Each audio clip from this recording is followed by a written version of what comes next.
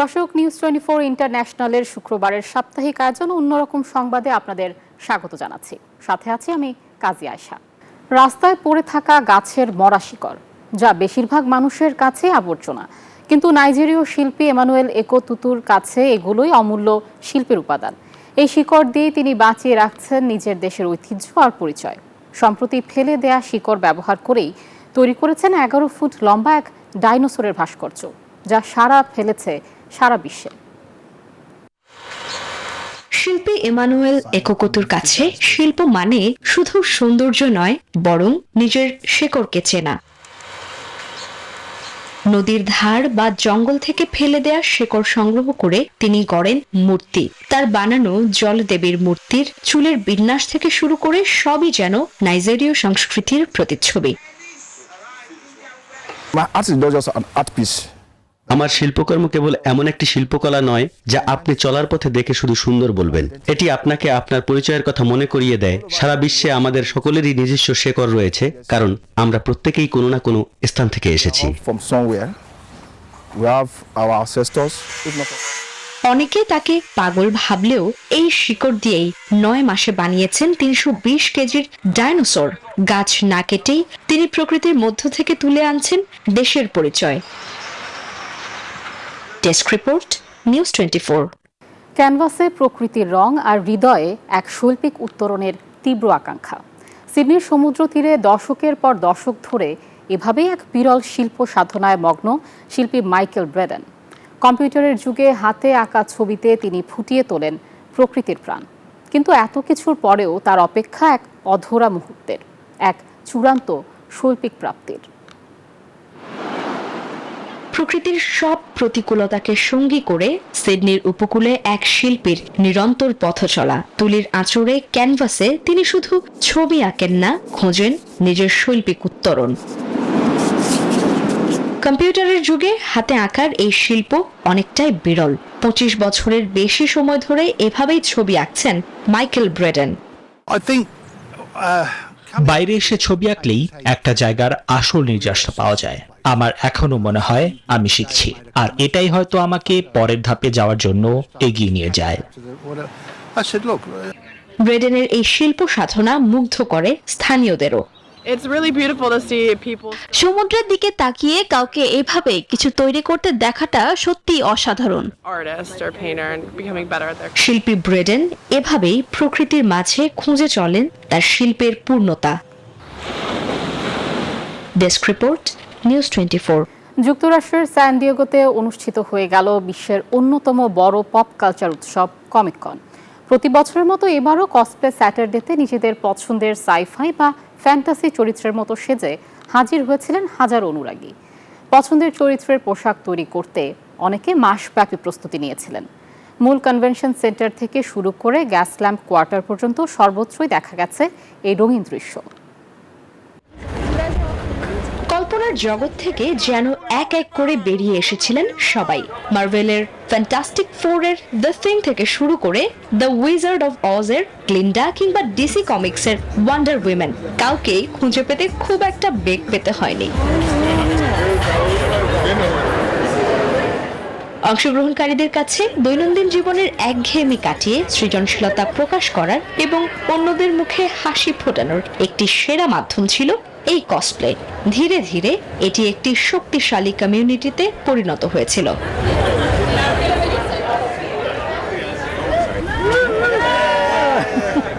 অনেকে আবার মাসের পর মাস ধরে পোশাক তৈরি করেছিলেন শুধু পছন্দের চরিত্রটিকে বাস্তবে ফুটিয়ে তোলার আনন্দে। তাদের মতে এর মাধ্যমে কমিক্সের চরিত্ররা শুধু বইয়ের পাতায় সীমাবদ্ধ না থেকে বাস্তবে জীবন্ত হয়ে উঠেছিল। Desk report, news 24। আবারও স্বাগত, দেখছেন নিউজ 24 অন্যরকম খবর। দর্শক, জুলাই সনদের দাবিতে শাহবাগে অবস্থানরতদের সরিয়ে দিচ্ছে পুলিশ। এখানে আছেন সহকর্মী মাসুদ আল আবনী, আমরা সরাসরি চলে যাচ্ছি তার কাছে। শাহবাগে কি পরিস্থিতি দেখছেন, বিস্তারিত জানাবেন।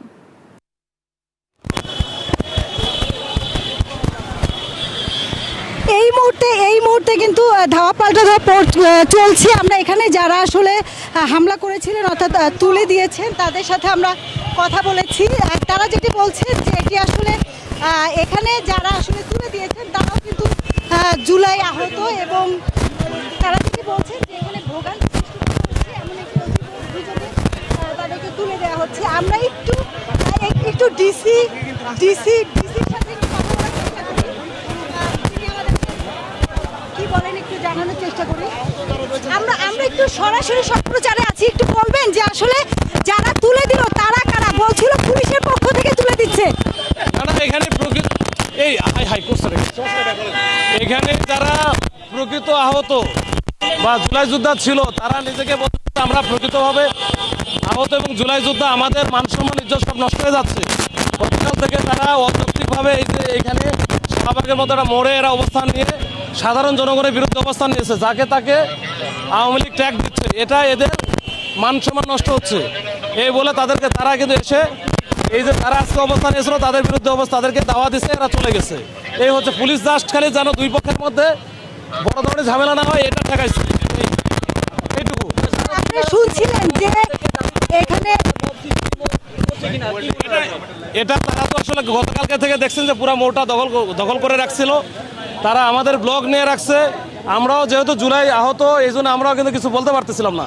আজকে যারা আসছে তারা বিভিন্ন হাসপাতালে এখনো ভর্তি আছে, তারা বলতেছে আমরা জুলাই আহত, আমাদের বুকে গুলি লাগছে, আমাদের পা নাই হাত নাই, তাহলে এরা কারা? পরে ওরা যখন শুরু করছে আমরা চাইছিলাম যে দুই পক্ষের মধ্যে যেন হতাহত না হয়, দুই সংঘর্ষ না হয়, এইটাই আর কি। ঠিক আছে, আপনি শুনছিলেন যে মতিঝিল এখানে আচ্ছা সময় দেখি পুলিশের যে দিতে আসেন তাকেও কিন্তু এখানে আওয়ামী লীগকে মব সৃষ্টি করার চেষ্টা করা হয়েছিল। আমরা একটু দেখার চেষ্টা করি। এখন আসলে তারা ওই পাশটাতে অবস্থান করছেন, ঠিক এই মুহূর্তে শাহবাগ থানার কাছাকাছি তারা অবস্থান করছেন এবং যারা কিন্তু এই যে ধাওয়া দিয়ে তুলে দিয়েছে আমরা তাদের সাথে কথা বলেছিলাম, তারাও কিন্তু আহত যোদ্ধা এবং তাদের আসলে কারো পা নেই, পঙ্গু হয়ে গেছেন এবং এখন এই মুহূর্তে শাহবাগ থানার দিকে যাচ্ছেন সবাই। একটু দেখার চেষ্টা করব ঠিক কারা যাচ্ছেন এই পাশে এবং যারা এখানে যারা আসলে গতকাল থেকে সারা দিনের জন্যই এবং আজকে সারা দিন একটু আচ্ছা একটু বলবেন যে যারা একটু আমাদের সাথে কথা বলবেন, যারা আপনাদেরকে তুলে দিচ্ছে তারা দাবি করছে তারাও জুলাই যোদ্ধা, একটু বলবেন। তারা আমাদেরকে ডাইরেক্টলি বলছে যে তোমরা বাংলার জুলাই যোদ্ধা, কিসের আন্দোলন করো, এটা কোন ধরনের ল্যাঙ্গুয়েজ? একটা জুলাই যোদ্ধা কখনো এই কথা বলতে পারে না, এই কথা কখনোই বলতে পারে না। আমরা তাদেরকেও দেখেছি যে তারাও আহত ছিলেন, সেই ক্ষেত্রে আপনাদের অংশ। আপনারা এইসব প্রশ্ন কেন করেন নাই আগে? আপনারা মানুষকে কেন প্রশ্নবিদ্ধ করছেন? আমরা দেখেছি আপনারা মানুষদেরকে আওয়ামী লীগ ট্যাগ দিচ্ছেন, গতকালকেও আপনারা কয়েকজন সাংবাদিককে মেরেছেন এখান থেকে। তাহলে আপনারা কিভাবে এত উত্তেজিত হচ্ছেন কেন? উত্তেজিত হব না। আমরা যেখানে জুলাই সনদ যেখানে দেওয়ার কথা ছিল বছরের তার মানে আরো আগে দেওয়ার কথা ছিল, সেখানে এখনো হচ্ছে না কেন? এক নাম্বার, এটা আমাদের জীবনের নিরাপত্তা। আমার আহত ভাই পিজিতে এখনো পার্টি এখন আমরা একটু দেখার চেষ্টা করি যে ঠিক শাহবাগ মোড়ের অবস্থান দেখানোর চেষ্টা করব এবং এখন এই মুহূর্তে যারা গতকাল থেকেই এই জায়গাটিকে অবরুদ্ধ করে আসলে আন্দোলন করছিলেন তারা এখন এই মুহূর্তে ছত্রভঙ্গ হয়ে গেছেন এবং আশপাশের এলাকায় আছেন। আবার পাশাপাশি যারা এই আন্দোলনে লাবণী, আপনাকে ধন্যবাদ। আর সেই সাথে অন্যরকম সংবাদের আয়োজন শেষ করছি। ধন্যবাদ সবাইকে।